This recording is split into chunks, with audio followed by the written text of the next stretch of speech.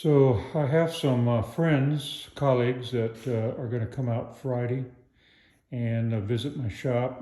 We'll spend some time and then go uptown and have some lunch. So I thought I've been cleaning it up. So it's the cleanest it's been in a while. My wife is going to ask them to come every 3 months, maybe get me to clean the shop up. So I'm going to start here. This is what I call the bench room.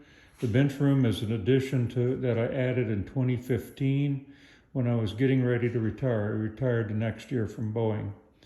So the cabinetry is a mixture of things that I bought at the Habitat for Humanity Reuse It store. Those darker ones there in the middle are the very original cabinets from our from our first house when I remodeled the kitchen. And that's been 77, I believe, something like that. Anyway, it's been a long time.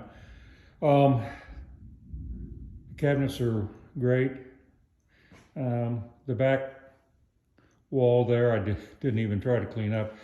You know, horizontal spaces tend to become storage areas in my shop, so that's what you're looking at.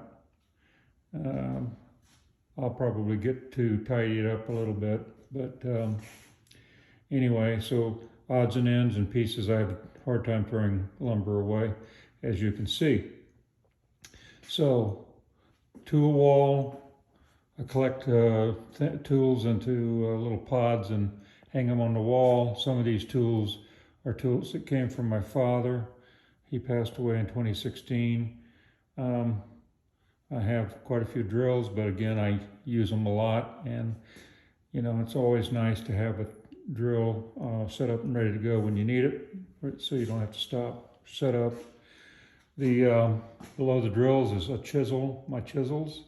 And it's pretty nice to be able to look up, and if you see a chisel missing, then stop and find it. Scattered around here in the router cabinet, I have 13 routers. Actually 14. One of them is the very first router I bought, which was a Sears router that I've retired. I don't use it, but I'm not going to get rid of it because I just, you know, it was the very first router.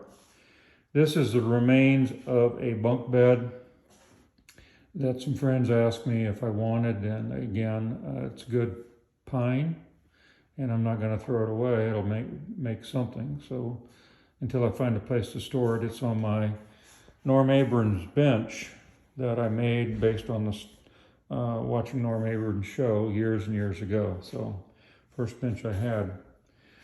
This bench top came from a Shopsmith store when it was closing down in St. Louis. I got the top. This was the bench they used to repair the Shopsmiths on, and I built a cabinet for underneath it, and I've used it many years, and it is my go-to work area. Then you just have, you know, you can never have enough storage spaces, place to put my ladders, more cabinets from Habitat for Humanity. I use old doors for the tops. This is a workstation that's made up of an old desk that I used to use, and the base of a treadmill that gave up the ghost. Here's a set of cabinets that came from from Home Depot years ago. I bought them when they were on sale, and the top is the door from our church at the time. That when they were remodeling it, they took the doors down. Wanted to throw them away, but they were nice doors, and I wanted to use them for bench tops. Cabinet that I made for odds and ends. And then the rest of this is a bench or clamp wall. Most of the clamps are in, but they're not all in. The Shopsmith is in here because I don't have room for it really in the tool room. This is a knockdown setup table with a square that I use for face frame work. Here's another set of cabinets that I've turned upside down and again use it as an assembly table. Over there is a clamp rack that I use for clamping up tabletops. Some clamps above. That's Okasaurus, which I made. On the wall is my father liked knives, and you would make these at work. So when he passed away, I got the two knives, and mounted them, and to me it looks like pie, and you know pie goes on forever, so that's kind of a poetic. These were deer horns that we found in the yard, and I mounted them, so that's my trophy deer. This is an assembly table that I made for doing face frames. Back to a wall. Again, most of those tools, or a lot of those tools, are my dad's. So now we're going to step into the bench room. I'm sorry, we're going to step into the machine room. Now, when we built the house in 1999, this was the shop.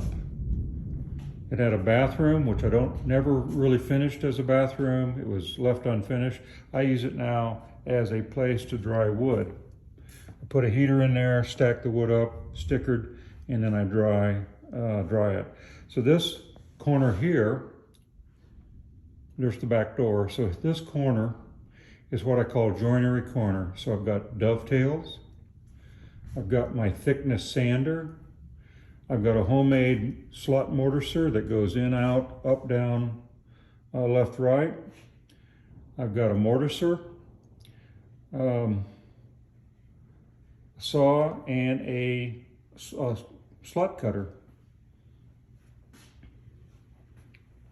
The little roll around table is used just for what is being used right now. It's kind of a catch-all. Wood galore everywhere. There is my scroll saw. Latest addition is my DeWalt planer. And as you can see, I've got an in feed and an out feed that I use.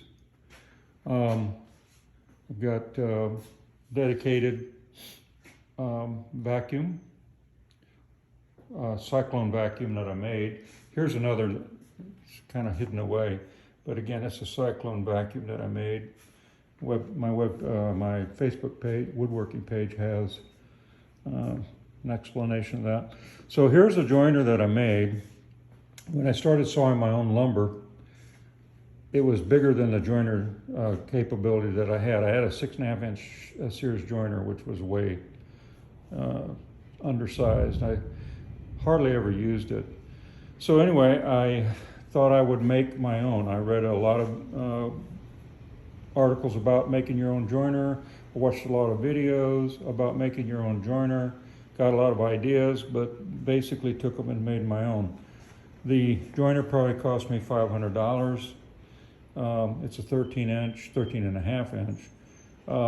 When I was looking to buy one, that would have been $8,000+ for a 12 inch. Good quality. So now this is basically, I wanted a long bed jointer. So it's a long bed joiner, and it's really not, obviously doesn't have the capabilities of a very expensive one. But all I want it to do is to get a surface flat enough that I can run it through the planer, and an edge square enough that I can run it through the saw. And this is more than adequate for doing that. So I'm very happy with it. I use it a lot. I still got some work to do to finish it. Buck stove, table saw. It's an Artisan 67 contractor saw, which I just recently closed in because I want to do a little better job of dust collection.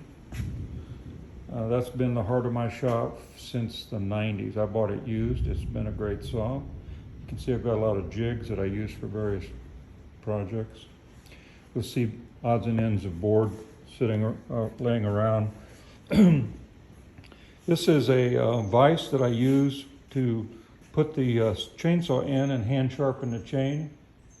So when I do slabbing, it's a 90cc Husqvarna, but a sharp chain makes all the difference.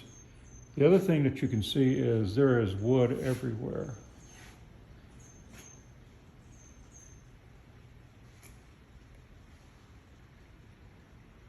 This is not counting the stacks that are out in the woods, and it's not counting the shelves that are in the garage. So just a lot of wood. I've got more wood probably than I'll ever be able to use in a lifetime. So Powermatic bandsaw, 14 inch. It's an Artisan 44. This is what I call my sanding table. I use it a lot, probably most projects. This also is the heart of the shop. This is a Bosch miter saw, sliding compound miter saw. Again, old cabinets that I made from odds and ends. Probably at some point in time need to replace them. I have two router tables. This one's based on an old sewing machine frame. I'm going to redo that probably this year. The other one is a cabinet that I made but never really finished. Standing behind it, you can see that what looks like a table that's with an open frame, I use that as a cutoff table. When I want to take a sheet of plywood or something large, I'll lay it on that, set that up, lay it on it, and use my saws to cut it off. Sanders.